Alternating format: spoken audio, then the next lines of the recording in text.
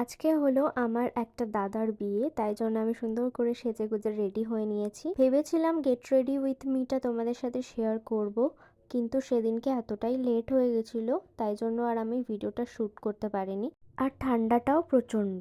আজকে হলো দাদার বিয়ে, মানে আমরা যাচ্ছি বরযাত্রী।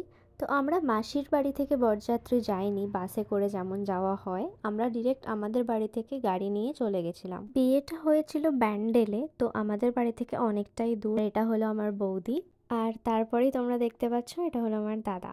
ওখানে পৌঁছে স্টার্টারে তো অনেক কিছুই খেয়েছিলাম, কিন্তু আমি ভিডিও করতেই ভুলে গেছিলাম। আমি ভুলেই গেছিলাম যে আমি ভিডিও করছি। ওখানে স্টার্টারে মোমো খেয়েছিলাম, চিকেন পকোড়া খেয়েছিলাম, ফুচকা, কফি, অনেক কিছুই খেয়ে নিয়েছিলাম।